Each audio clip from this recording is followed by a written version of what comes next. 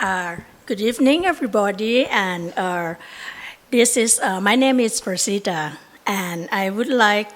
It is my honor to introduce Anita Bose, which is she's one of my favorite favorite ideas about art, and also the idea that show a lot of passions about her work with this. I would like to introduce a bit with the idea about her book, which is tonight we're going to, join the lecture on festivals of Southeast Asia, and this is something about the writing. This is the newest book of her, which is the comprehensive and interdisciplinary explanations of ritual practice and also cultural performance across 6 countries. That she's going to, tell you afterward that is mentioned in Thailand, Vietnam, and Cambodia, and many places in 6 countries. And it is quite a good journey of she herself and also everybody in this room to share this experience with this. And may I introduce a bit about Anita, which is she's the author, the artist, and she also be the independent scholar in Indian and Southeast Asia cultural heritage. And she did a master's degree in Bengali literature, Indian art and Indology, and also textile designs. And this is also work at the only one Indian tour guide for Bangkok National Museum. And she's also do a lot of things about the research and be the visiting lecturer at Chulalongkorn as well. One of her favorite books was the last one, which is Ramayana Footprint of Southeast Asian Cultural Heritage. And I quite would like you guys to, take a chance and also have the good, valuable night this evening with Anita talk about the Festival of Southeast Asia. May I introduce, please, Anita?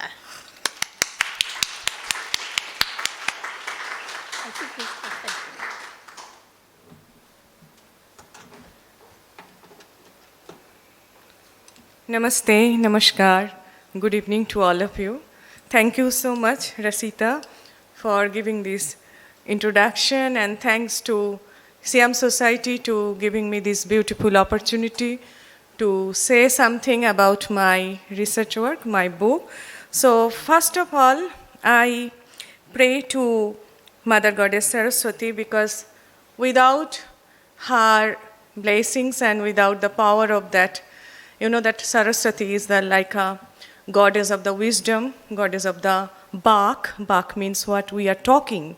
That is also the power from came there. So my utmost pranam and namaste to Mother Goddess Saraswati. Om Maha Vidya Saraswati Mahabhage Vidde Kamalalochane Vishwarupe Vishalakhi Vidyang Dehi Namastute.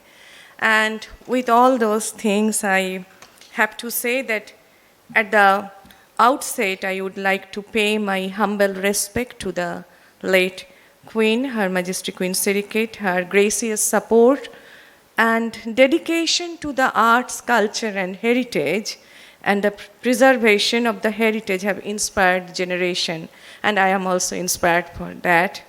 And then it's a great honor and joy to speak about here, about the evening with the Festival of Southeast Asia. It's really a journey. It's a journey of almost 6 to 7 years. And in this journey, I have to say my gratitude and my respect to Siam Society, because they have a lot of study trip. We all know they did a lot of study trip. And the books, the authentic books for your information. And then NMV, National Museum Volunteer, I am associated with them also. I learn a lot from there. And definitely the whole Thailand and Southeast Asia, they have something very different, the essence of the life. And that is very much helpful to understanding the connection. You all know that Southeast Asia is not only a bunch of countries who have their own civilization, thought, and art and culture, but somehow they all are connected with Indian rituals, Indian tradition, because sometimes it is maybe through the epic, because Ramayana is one of the epic which are connected to whole Southeast Asia. Almost that every country of the Southeast Asia have their own Ramayana, their own version of Ramayana, definitely. But how they are connected. And when I did my research, as Rasita said, that my first book, actually that is the second one also, that Ramayana Footprints in Southeast Asian Culture and Heritage, I covered 8 countries of Southeast Asia. And when I did research on that time I came to know more and more with these festivals and ceremonies and the tradition. And last 10 years, I very thankful that I stay here in this beautiful country. And I met a lot of people. There are a lot of temples. There are a lot of different celebration. And you all know it is the Loy Krathong is coming very shortly on the, I think, 5th November this year, the Loy Krathong. And it was surprising to see the connectivity between the Loy Krathong and the Bali Jatra. And Bali Jatra happened in Odisha. And the Loy Krathong happening in this part of the country. But what was the connection? That was very curious for me. Even the word, the Thai word also, the Thai language, also the mix of the Pali, Sanskrit, Tamil. So they have even something like in Brahmi also. We have a lot of inscription in our National Museum, Bangkok. So you can see the old scripture of the Thai scripture. So in Sanskrit, this festival or the celebration, it's known in Sanskrit Utshav. So what is the meaning of the Utshav? Utshav is like the Sanskrit word Ut meaning the removal. And the Shava is the significant that worldly sorrows or the grief. So why we are doing the society celebrate? Why it is not only the personal celebration, but it is the community who come together and celebrate. Why? Because we observe the various type of festival and utsav, and then we keep connect with each other. Food keep connect each other. There are different type of foods, there are different type of ceremonies. But in Southeast Asia, most of the ceremonies are connected with the agriculture. Because these all are the agriculture-based, agro-based countries, as India and Southeast Asia. And then there are another thing is the rainy season. So according to the water, it may be the drinking water, it may be the water for the harvesting. So the connection with the festival and ceremonies with the natural phenomena also. And then it is coming to the Buddhism and the Brahmanism and the Hinduism. It's a part of the religious belief or religious, the process. So we are connected somehow. And that's why from my last 7-8 years journey, I find out almost more than 50 celebration, more than 50 ceremonies from the different part of the Southeast Asia, and try to connect them and try to explore them, that what is the essence behind that. And then come this book, the Festival of Southeast Asia, and where I try to put all the many photos. So here you can see, it is just a little bit list from the Loy Krathong, Plough ceremony, then the Bishakha Bucha, Makha Bucha. The word may be changed, Sometimes that is the Makha Bucha in Thailand. So that is in Cambodia or in Laos, it is Mek Bucha. The pronunciation may be changed. And in India, it is Maghi, Mogha. Mogha, it came from the Magh. Magh is the name of the traditional Indian month. So from there, the pronunciation changed and it's come. So we all know this thing is very important. And I remember in our National Museum, there is a big map from where it is, when we did the guiding, the course, and we all learned from there that how the influence went. It is not like only the influence, but it is like a wave of the wisdom, wave of the knowledge. There are so many things come from the maritime roots. It's the textile, it's the religion, it's the food, there are different type of beliefs and the tradition. All are connected with the root, with the maritime root. And then the exchange of the thoughts. It's not, in my research, I am not telling that who is giving to whom, but rather I try to find out that what is the similarities between those festivals, between those celebration, why people are doing the same thing or a little bit different thing in the same time. Why that?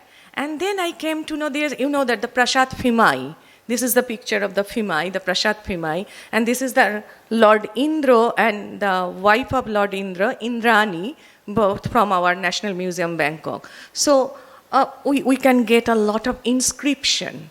So this is a lot of inscription spread all over the Indonesia. It is not only the Thailand, but it is in Java, Yogyakarta.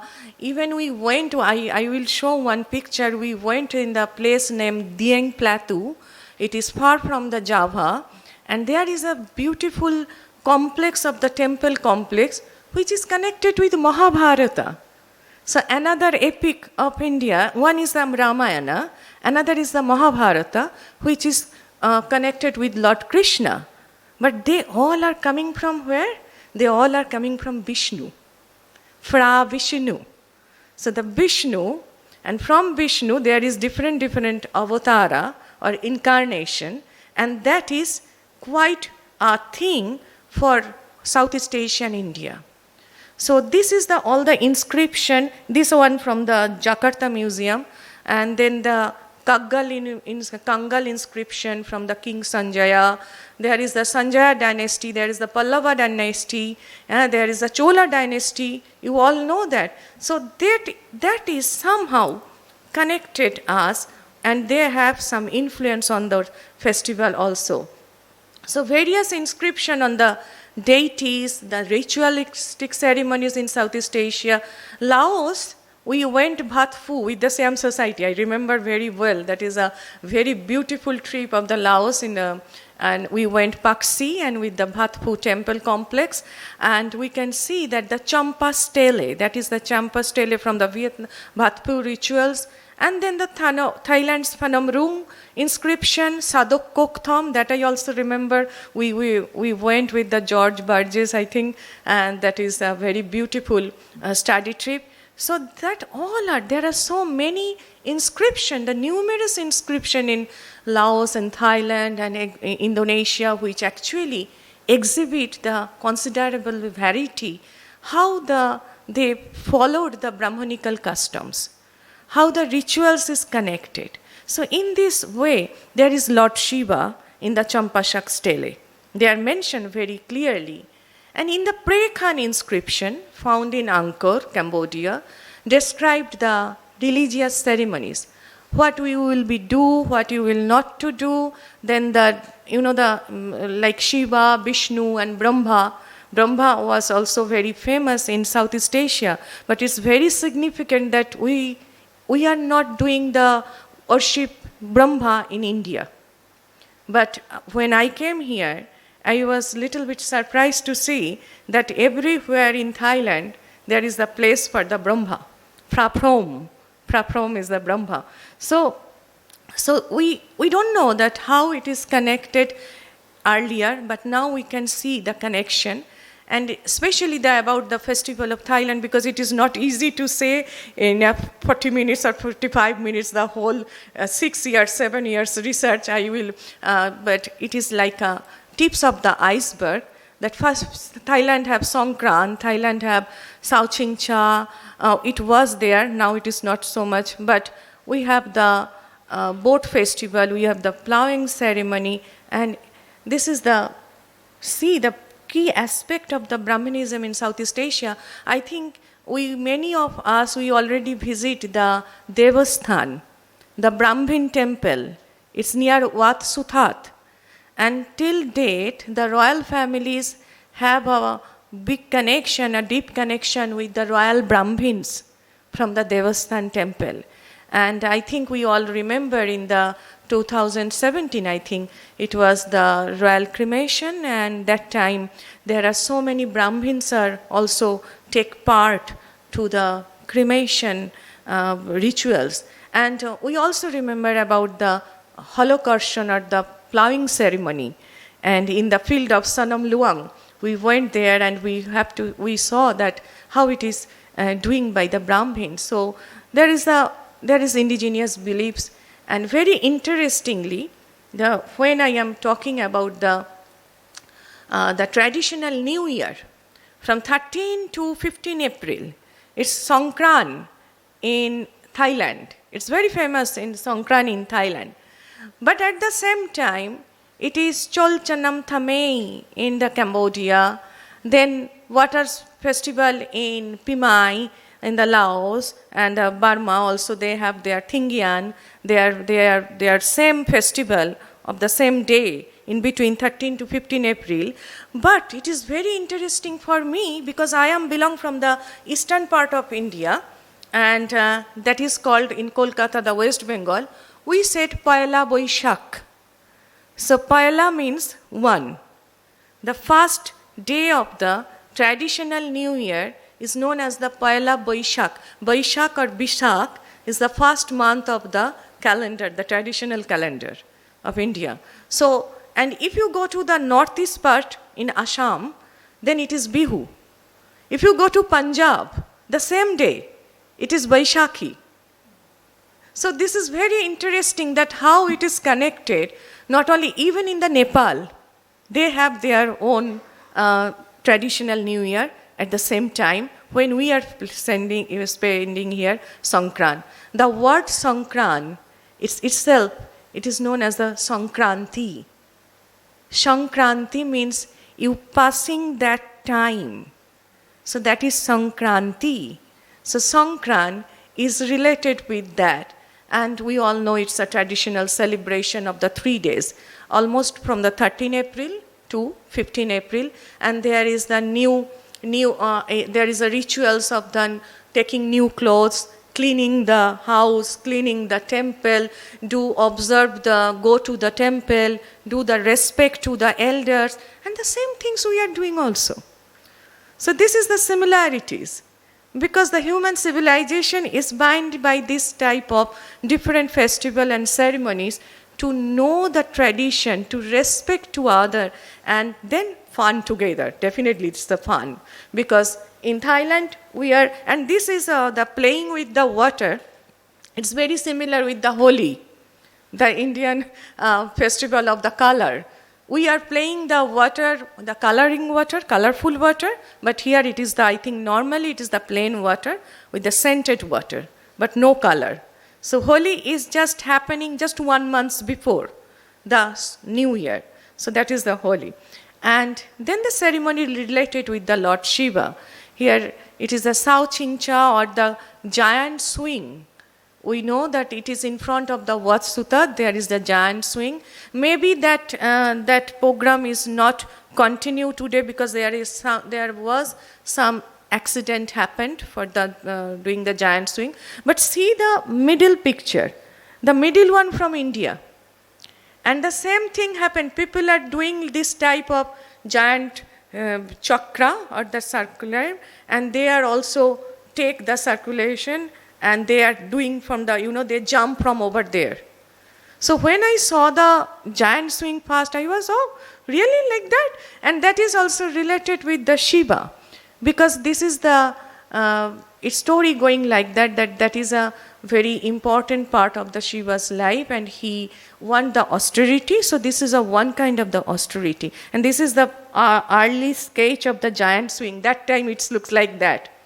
It is our Bangkok now, but there's a very ancient photo of the giant swing. So this is now the giant swing is there. So this is a standing 69 feet tall. And this ceremony has also connection with the Tamil Hindu program. There is a program specifically, it is known as the Tirumbempai or Tirupavai, commonly known as here it is known as the Lojincha or pulling the swing. And so the rituals involve that there are so many recitation. I was surprised to know, I met one Brahmins, and there are some recitation which is almost same in the Tiruvempavai or Tirupavai program. So it is now the pronunciation maybe in the Thai pronunciation and Thai language, but it is the meaning is very similar that. Then it's a big program is coming, big festival is coming, and that is a program of the Festival of the Light. We all know that the Krathong, and often referred to as the Thailand Festival of Light, and it dates back to approximately 800 years. But nowadays it is this beautiful Krathong made in Lopburi, because nowadays I stay in Saraburi and Lopburi, so I got a chance to see the beautiful baisi. I think it is the Thai term is a baisi made by the banana leaves. And so this is one of the biggest krathong I saw. And they made a very different type of krathong. So nowadays it is always a way to get rid of negativity, because you float the lamp to the water, and it's believed that you throw your past, the karma and those things in the water. And also it is a welcome to the harvesting. After few days, it is the harvesting time of the winter harvesting. But that is the same day we know about the Bali Jatra or Baitha Bandhana from Orissa. The same day of the Kartik Purnima, when the full moon of the month of Kartik, the November, this is the moon time when the Loikrathong happened here. And the same day, same time, it is happening in the Orissa, because the traders starting their journey for Southeast Asia. And their sister, their wife, their mother, they float the lamp to pray for their, the good wellness, and pray for their protection to the mother goddess, river goddess, that please protect my son, please protect my brother or husband, and give them, the blessings so they can do the good trading. So this is the starting of the trading from the part of India, and that is the same day of the celebration known as the Bali Jatra. So another one is the Holokarshan. Holokarshan means plowing ceremony. In Sanskrit it is Holokarshan. So hal means plow. The plow means hal. And karshan means you are drawing something in the soil. So, and it is a very Vedic root. It have a very in past root mentioned in the Rig Veda, and also mentioned in the Ramayana. Because I think you remember that from where you got Sita. Sita is coming from the Janaka when her father was do the plowing, and it is believed that she came from there. So these all are related with the plowing ceremony. And we have a very famous painting inside the National Museum, Bangkok, the Budhai Swan Chapel, that how Lord Buddha's father took him in the plowing ceremony. It's a baby Buddha, and there is a story related with that. So this royal plowing ceremony, actually known as the Bhap Magula in Sri Lanka, the same time they also celebrate that Bhap Magula, and the Praracha Piti Charot Franangkhan Rang Rakhna Khan in Thailand, and few part of the also in Cambodia also they do the same ancient plowing ceremony. And it is a combination of Brahmin and Buddhist rituals which is making very famous here. So common symbolism throughout the Southeast Asia. Why the royal people are doing that? Because we witnessed that how the royal family is doing the part of the plowing ceremony, or the agriculture ministry, they are also the part of the plowing ceremony. So this is the guardian of both spiritual and agriculture harmony. They are balancing both the spiritual and the agriculture balancing. So that's why there is a word, Dev Raja concept in Indonesia, in Southeast Asia is very famous. That is known as the Rajarshi, Raja Rishi. Raja is the king and the Rishi is the sage, the benevolent king who can serve the country, who also take care about your agriculture product. So the kings are coming directly, or someone from royal family, they come and do the korshan or the plowing. So this is a very ancient tradition, and that is also happened in Myanmar, that is happened in Laos and those places. So now I am quickly going to the Phuket. So you all are going in a various place with me, because Phuket have now, I think this is continuing now or almost end now, the 10 days of the Che festival or the J festival, that is the Phuket Vegetable Festival, and that is a Chinese influence. There was a Chinese opera, and the actor and actress got sick, and then that time someone told them to do worship the nine empress goddess. So I came to know from one of my friend Loretta. She tell me that how the Chinese Thai, this is the concept came from China, and and most of the time I observe that this festival also coincidentally mixed with the Navaratri. This time Navaratri is going faster earlier, but most of the year I checked that the same date of the Navaratri, the 9 nights of the Mother Durga worshipping, and the 9 nights of the Che festival, it's very close.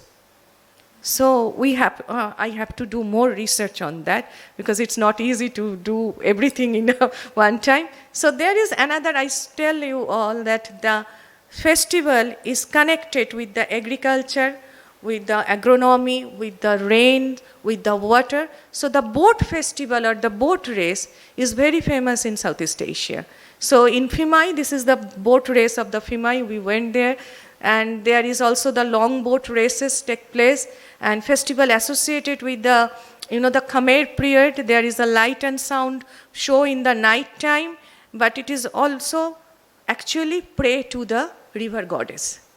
For the bounty of the, that the fertilizing, we need water, the fresh water, and that's why we pray to the mother river goddess. So it's quick to I go to Indonesia, and Indonesia have lot of different type of festival and cultural, the tradition. So they spend the Galungan and the Kuningan. So this Galungan and the Kuningan, it is very interestingly, Balinese calendar is not 365 days. It is 210 days calendar. So they have Saraswati worshipping Mother Goddess Saraswati 2 times in the year. So all those programs, they are very much associated through the ancestral worshipping. That is another pillar of the festivity, that you are doing the ancestor, worship the ancestor. So one is the agronomy, another one is the water, the rains and the river, and then another point is the ancestral worshipping. So this is the beautiful Saraswati temple in Bali. So it's a magnificent Saraswati temple, and I was surprised to see that they actually worshipped the mother goddess of the wisdom 2 times in a year. So it is known as the Hari Raya Saraswati, and it is famous as the Knowledge Day. So these all are the Saraswati, Mother Goddess Saraswati, and you can see there is some type of palm leaf.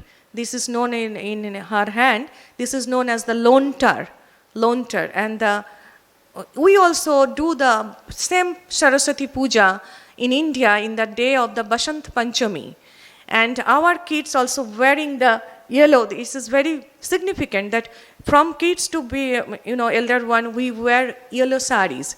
Otherwise, either yellow, either white. And I was surprised to see the Balinese people. They all wearing the yellow dress on that day for the prosperity and for the pure knowledge. And at the same time, yellow is the favorite color of Vishnu. So there are Hindu tradition, there are Buddhist tradition. This is known as the Vishakha Bucha Day, and it is known as the Salamat Hari Tri Suchi Vaisak. This is the Vaisak, is actually Vaishak. So the pronunciation changed the same time and the same day. This is the Vishakha Bucha, what we are celebrate in Thailand. It is celebrated in the Borobudur in the other part of the Indonesia. So I am telling about this Dieng Platu. Dieng Platu is a complex of 8 temples. And I am very fond of my husband because he is always supported me and he gave me all the, the support to travel, because it's not easy to sit in home and you do those research. We have to go. And we went there and I saw there is a plenty of the scattered Brahma, Vishnu, Shiva, Durga and all those things, and the temple names belong to the Mahabharata. So the Chandi Arjuna or Kandi Arjuna, Kandi Bhima, the main character of the Mahabharatas, they are there. But it was that is the part of the, the archaeology or the museum. But I was surprised to see one very different festivity or ceremonies that is known as the Anak Gimbal. Anak Gimbal is a ceremony where the kids got dreadlock automatically. Not every kids. And there the kids, the area is a Islam, they believe in the Islam, the Muslim areas. And sometime the kids from the 5 years to 10 years in between, suddenly they have some dreadlocks in their head. And nobody can cut that dreadlock until they give you permission. And when the kids give you permission, then the parents come to that particular temple area of the Dieng Plateau, and then the Brahmins came, and then they cut the dreadlock. So it's a huge program, and then they have different type of Weng Kulit. It is associated with different type of dance, performance, and then there are a lot of gift also they give to the kids, but it's very different type of program. And then this is the Mount Bromo. There is the Mount Bromo is the last temple where you can offer to bring, when you do the hiking to the mountain. Before that, this is the last temple of the 3-tier temple where you give to offering to the gods. And that is also the gods known as the Pura Lahur Poten. Poten is the Sagara, that is means is the Shumud, Sagara means sea. Sea is known in a Shumudra in Sanskrit, and in the Sagar also in the Bengali. So they do the sea, and they offered the flowers, they offered the some type of different type of food sometime also, and they pray there, and then they start to hiking to this, do the Kasada celebration. They actually try to went there. You can see the people are going up, and it is a volcano, and they throw the fruits or vegetables, or sometime they have sometime, that wish to, if your wish is fulfilled, then you put something like you have a promise to the god, so you throw that thing in the Kasada celebration. But surprisingly, one of my friends sent me these photos, and you can get also that there is a Ganesha on the top of that Mount Bromo volcano. So the people are worshipping Ganesha also there. So this is very interesting that how the connection, how the festivity and ceremonies connected all those. I just go quick because I did a lot of things right in my books, but here I cannot show it, we see everything. So this is the traditional New Year of Cambodia and Laos, the Chal Chanam Thamei or the Bon Phimai, like a very same, like a traditional activities, whatever in the Songkran, that is also related with that. They have the Maha Songkran, that is also originating on the April 13 or 14, the Maha Songkran, and then the New Year. It is almost same with the Thailand. And then they also have the worshipping the river goddess. So we said Pradeep. Pradeep means, candle. In Sanskrit, in Bengali, Pradeep is the candle. And here the Cambodian people said that is the Loy Batip. Loy Batip, it's also the lit, the light. So this is one kind of festival of light, but which is also, the connected with the Mekong river, with the concept of the Mekong Ka, and that is a festival known as the Ok Ambok.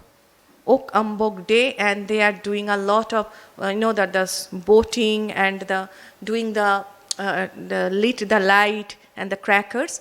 And here is the Kerala Boat Race Festival and the Onam Festival, that is the long boat. And the same type of concept. For why they are doing, this is for the Mother River Goddess, that for the bounty of water we need to survive. And so this is the different type of dance and different type of boat race happen in the Kerala. And this is the Laos. Laos have different festival. Laos have lot of tribes, different tribes, and then also the this is not like only Buddhist or only Hindus or only Brahmins. It's not like that. There are a mixed of indigenous people. So they have their own different type of cultural heritage.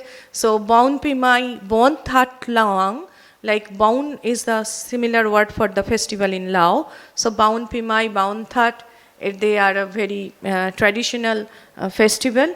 And here the Lao traditional people also Baun, they have this is the inscription. This is the King Devanika inscription.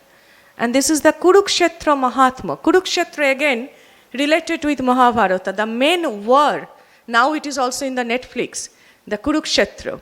How the Pandava, the 5 brothers who are in the good side and the 100 brothers in the bad side, how they fought. That is the best line, best story of the Mahabharata.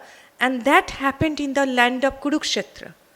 And so I was so surprised that they have a Kurukshetra Mahatma. Mahatma means the glory of Kurukshetra in written inscription. And then in the Kurukshetra Mahatma, this is the described a pilgrimage site in the 5th century of the Laos. And there is the Brahma, Vishnu and Shiva suggest the place name according to that inscription. And king named it as a Kurukshetra. And when we went in the Vatpu temple, I met few people who bring the water from the top of the temple because they believe there is a Shivalinga on the top of the mountain. So that is known as the Mahendra Parvata. Mahendra is another name of Shiva. Okay. So here it is another very beautiful ceremony. It's a Basi ceremony of Lao. That is actually the tying the threads. This is very similar in Thailand also. They have trying the red thread or the white thread. The Basi known as the Saukuan. Saukuan means human body as per their belief that we have the 32 organs with protective spirit, and each thread is one of the protector of that spirit. So there is a more fun. More fun means a person who are very knowledgeable like priest. They came and they do it. And here it is the more fun inviting the session, more fun place. Sometimes it is whiskey, mangni and candles and flower. And then they chanting some mantra and then they tie the knot. And it is the same thing happened in the India also. So in almost all Indians we have this red thread. It is the protector of your health or protector from the other, the evil thing. So there is a big program of the Rakhi. Rakhi is a tying the thread from the sister to brother. So the sisters are protecting their brother. So there is a big celebration of Rakhi. And even in the other part of the India also. So this is very interesting that there is a 13 knot in that red thread, and then there is something little bit grass, 13 grass, 13 betel leaf, and 13 nuts. This is from the part of the Bengal. So 13 is inauspicious for others, but 13 is very auspicious in Indian culture and heritage. So we believe this 12 is for 12 months and 1 for you. This is your personal blessings. So we have something different type of knot and thread. And in Thai, this is the Thai Sai Sin. And the Balinese tradition also, there is a tradition of the tying the thread. So this is the Vatpu festival. Vatpu festival in Laos, they have, it is connected with Shiva and it is connected with Buddha also. That's the 1200 followers came to Lord Buddha and he gave the enlightened wand and visited Buddha on the same day. So this has happened also the same day in the Sarnath and Bodh Gaya. So the day when they did it here in the Vatpu festival. And this is the rocket ceremony or the Buan Bang Fe. That is also, it's believed that they sent the rocket to welcome to the god of the rain, to god of the rain in the Indra. So for the harvesting, for the good harvesting, for the good rain. So sometime also the Buddhist monks made the rockets and out to hollow bamboo tubes. It is a very indigenous rocket system of Southeast Asia. So now it is the festival of light. So the Deepavali or Diwali is now world, I think all over the world people are celebrating Diwali. So Diwali is mainly for the light celebration of light, which is against the evil. So Rama actually went back that day to Ajodhya or Ayodhya with Sita after killing the demon Ravana. That's why we celebrate Deepavali or Diwali. That's why the whole country was decorated with the light. So this is the basic concept of the Deepavali or Diwali. And this light festival, all over I can see in the Cambodia, in the Laos, in the Myanmar, in the different type of the Laos light festival, maybe different name, but it is there. So this is the festival of the light festival in Burma that is known as the Tazangmune or Tazungmune. So the number of 9 is lucky in that case, and that's why they lit 9,999 lights, a candle or diya, on that very day. And it is another ceremony. There is also that it is following according the lunar calendar, that when it will be suggest. It's like there is the people who are suggesting the particular date. And this is a very interesting ceremony in the matter of the Matho robe festival. This is the people make one particular robe for the Buddhist monks in one night. So there is a competition. So young girls are coming to the temple, and then they make the fresh, the fresh robe for the monks, and they present to there. So this is the whole night, people are chanting, singing, and then making the robe. You can see how many people are there. This is very famous in Burma. This is known as the Matho robe festival. And then the Thingyan or Songkran, the same type of the rituals and rites happen there. And in Myanmar, they have Sinbui. Sinbui is it's like a ornamentation or something like a austerity by the young boys. In India, we give the one thread. In the Brahmin sons, they got a one thread. That is called a Janayu. But here it is Sinbui, and that is happened in the Myanmar with the young kids. And they do that. So I am quickly going to the Champa. So the Vietnam, this is the ancient Champa. Vietnam have a very big civilization, which is the Champa civilization. We only know about the Mason, but there are so many things connected with that. So the flourishing from the 2nd century to 17th century, and there is a major port cities. Why Vietnam? Why Champa was so important? Because for their port, their trading. So, and deeply influenced by the Hindu-Buddhist beliefs, worship. If you go to the Da Nang Museum or Trakeo, you can get a lot of different deities from there, and then Mason sanctuary. So they have Ket festival. So this Ket festival in Vietnam, that is just, it is a festival to give your respect to the ancestor. And then come to the Po Gorai temple. This is Po Klong Gorai temple. Over the temple, there is a Shiva Murti. And inside the temple, there is a Devi. There is a mother goddess. And she knows as the Durga or Uma. So I was so surprised to see that outside, it is the ancestral, the rituals. They're making the different type of food and taking the new cloth and then give the respect to them. And inside there is that. So the Cham Hindus, they believe that the sacred bull Nandi, the sacred bull is from Shiva. This is known as the Nandi, that comes to take their soul to the holy land of India. So that's why there was a few king whose name was the Ganga Raja, the king who loved Ganga, the river Ganges. So there are so many beliefs, so many, that rituals are connected. This is another very fascinating rituals, Jeong scent ceremony. Jeong was the sadhu or the monk. Jeong festival. Jeong scent is a legendary folk hero who actually defeated invaders to protect the Vietnam city. So that's why there is a ceremony there. And I will end my this talk with this very uncommon festival that is known as the Love Market. So celebrated annually in the Ha Giang province of the northern Vietnam. It's a unique cultural festival where men and women who don't get their love in their life, they come back. Maybe after 30 years, maybe after 25 years, and they meet each other, reunite, and then the whole day they celebrate. So this is a very unique celebration of the humanity. And it was very striking for me that, see, there is religion, there is agronomy, there is rivers, there is water, but this is the humanity that sometime you have to, it is not like anything related with the body, but it is the mind.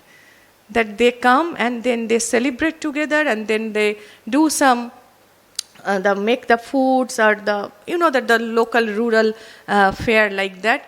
So this all the things, what is the conclusion I came here, that these festival ceremonies represent much more than just religious practice or the social customs. They serve an enduring links and that unite people across the globe.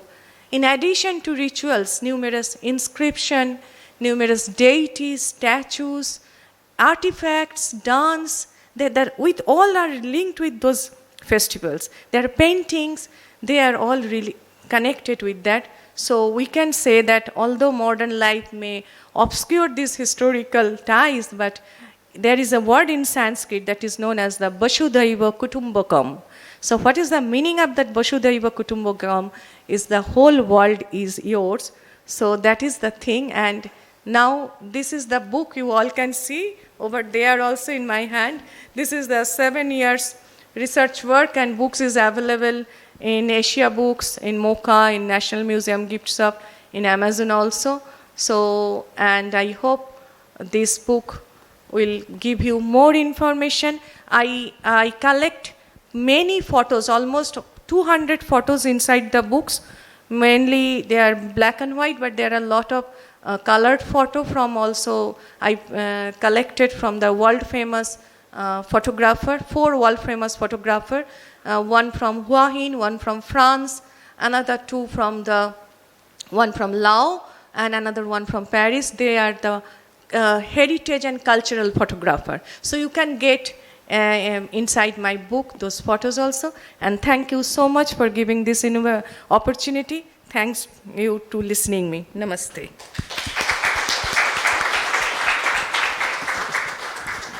Thank you so much, Anita, for the informative, and we can see the connecting between India to Southeast Asia from a lot of art, lot of beliefs and ideologies, and also come to the festival. Yes, Thank you so much. And now come to the times of the Q&A, please.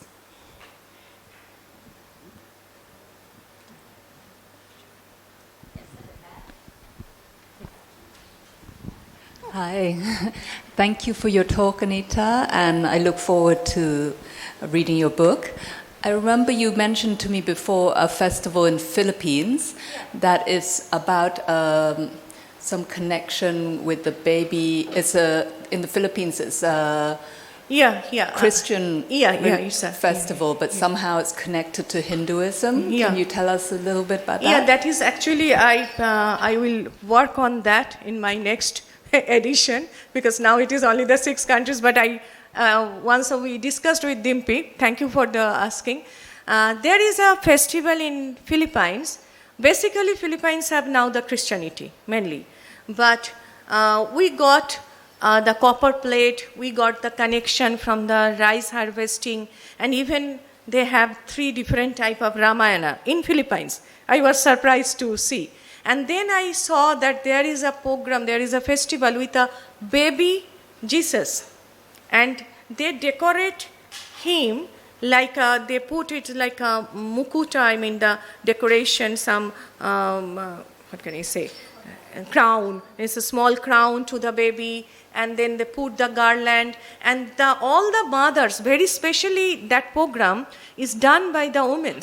The mothers came with the child, and they believe that is the baby Jesus. And that's remind me that in Hinduism, we said the Janmashtami, the particular date when Lord Krishna born. And we celebrate it in a huge way, the same way. We also decorated the babies, we also decorated the small baby Krishna, and then offering the foods, and all the mothers of that Vrindavan area, the area where Lord Krishna got birth, they celebrate that way. So that's why that is known as the particular terms, I forget now, particular term, I'm very sorry for that. But in the Philippines, I have a wish to do more work, because that is very interesting, that how Jesus changed as a baby Jesus, and they are also look like they have the swing, they have everything which is very much connected with Krishna. So maybe there will be something more I have to tell you. Thank you. Okay.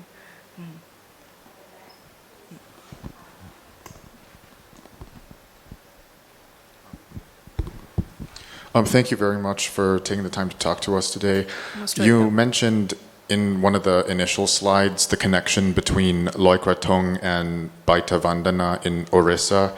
And since you mentioned Orissa, I'm wondering if your research covered at all the connections between, for example, the Santali people in Orissa, who are indigenous, and their relationship to the Mon and Khmer people in Southeast Asia, since, for example, they speak languages that are in the same language family. And so I'm wondering, did you find at all in your research any connections between Santali or Indian tribal groups and Southeast Asian ethnic actually, groups? thank you so much for that question. Actually, the Santali people, that they are not only belong from the Orissa, but actually they belong all the part of the eastern part of India. So the Bengal, and then even in the hilly part of the eastern part of the India, they have that Santali, the original indigenous people who are known as the Adivashi. Adivashi means that who are the ancient people, original ancient people of that place. Adi means the ancient one, and Bashi means who lived there. They are the Adivashi. But yes, Santali people have few customs and few, they have few dance also, especially the dance format, especially the language of the song that is connected with this Mon language. And it is not only the Santali people. I think you know about the Tai Ahom in Assam. I can see here one of my friend from Assam also. So in the Ahomia language, that is very similar to the Chiang Mai and Chiang Rai, because it's the hilly area, and the festival, the textile, the food style is very similar. But I have to do more work on the Santali people, because it's a good point to remind me, because I can add in my next edition that how that indigenous people also connected with that. Thank you. Hello, thank you, Anita Bose, for inviting me. Thank you so much for coming. Yeah. And I belong to Assam, so I'm an Assamese woman staying in Bangkok. So what I refer, like she was referring about the really similarities. We always find many similarities while going to the rural areas of Thailand. Especially she is speaking about the Thai Ahom. There's a community called Thai, T-A-I, Thai Ahom. They belong to upper part of Assam, Yes. the northern part, most northern part of India, northeastern part. Then this community follow, the language is almost 80% similar to Thai language. Many words. And that community is now very small, and the way they celebrate the spiritual activities like here you see they devote pig, chicken, and during the festival, they devote these animals to the trees, to the god here also, especially to the Brahmas. The same activity the Thai Ahom follow in Assam. There are a lot of things you can see their similarities, and you have future prospect there to work. And may I add information a bit? It is like they came from the root of the Thai people, which is the kinds of the languages for many tribes of Thai. So that's why it's linkage with all the things. Yes. And the Santali people also, they have their very indigenous medicine. They have their indigenous rituals which is related with the health also. Actually, I don't touch in this book about that part of the rituals or ceremonies, and especially in the marriage. We all have, the Southeast Asian and India have a different type of the marriage ceremonies, and that ceremonies are related with few rituals, which is very common. So I hope if I can do one book on the festival, like the marriage and the born and the cremation, the death, birth and the marriage. These three things is very important in the human society. So let's see in future.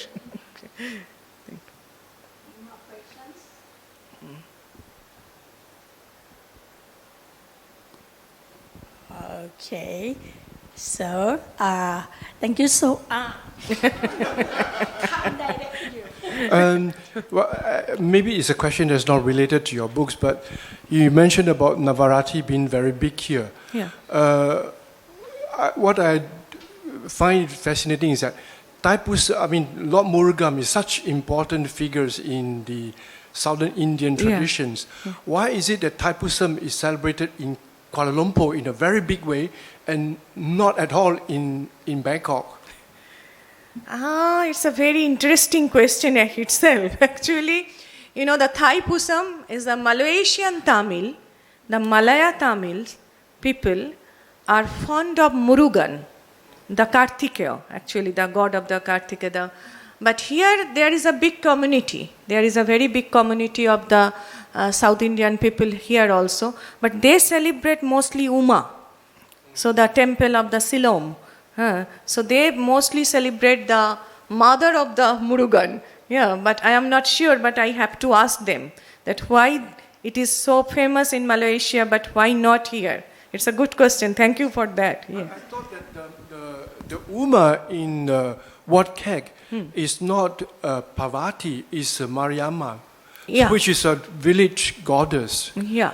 So that is what confused me. Why is it Murugan not celebrated in Bangkok?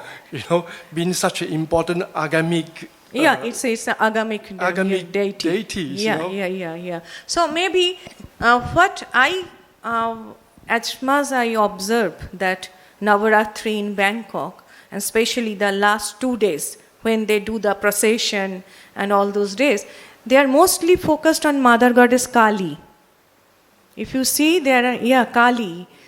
So here, Uma is equal to Mother Goddess Kali. So they all bring, it is a fascinating that see how many Thai people, they believed on Kali, they make their own Kali Murti, the Kali idol and bring them. But I have to do more work, and this question I have to remember and I will ask definitely. Thank you so much. I got a question related with your observations on celebrations in Java, in Indonesia. As we may know that most Javanese are no longer Hindu or Buddhist. They're predominantly Muslims. Do you see how the celebrations affected or adjusted based on the local beliefs, which is now Islamic? And any adjustments or customizations because of the belief that it's no longer Hindus and instead of becoming Islam, and how this thing get influenced because of that? Yeah, this is when we went also, we thought about that. But two things change the perception of mind. That we went one place named Pura Bisatha.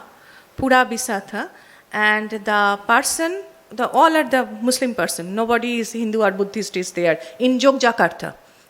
So they celebrate Ramayana every night. Until COVID, 43 years, every day they perform. So I had a question, the same question in mind, that why you people do that? Because, and then he said that this is our philosophy. Maybe by religion we are different, but by culture and heritage and philosophy we are same. So we follow doing these things. Then okay, it's about the Ramayana, it's a dancing performance. But about the rituals, we went that, it's named the mountain known as the Pavitra mountain. And we went there is a place named Jalatandu. Jalatandu. There is a natural water is coming. Yeah, what is it coming? And my guide said that I will show you and I will manage to meet you one Brahmins. So it's the interior of the Java. From Surabaya, it is 60 kilometers. So I said, how can be a Brahmin here? Because the whole area is the Muslim area. Nobody is there here. And then we went to that person's home. And that person came every night, mostly the full moon night, to that Jalatando in the night, 3 o'clock in the night, and do the meditation. And he said to me, I said, how can you be a Brahmin? Because I don't had an idea that how a Islam people have a Brahmin. And then he said, Kunanita, this is your philosophy from the Veda. Who is close to Brahman? Who is close to the ultimate supremacy, the power of the Brahman? It's not Brahma. Brahma is the deity. The Brahman is the consciousness. Who is very close to that supreme spiritual consciousness, he is Brahman. And it is written in Veda. And in this way, they are followers of the Islam religion, but at the same time, they actually prevent, few people are Hindus are there. Na? In Surabaya, I saw the Saraswati temple. I was so surprised to see. So they are actually molded in their own way. And they practice it in their way. So it is not, Indonesia is very different. Till date, I am very happy that Indonesia is very different. They are still celebrate, still give respect, not destroying. That is very important. Thank you.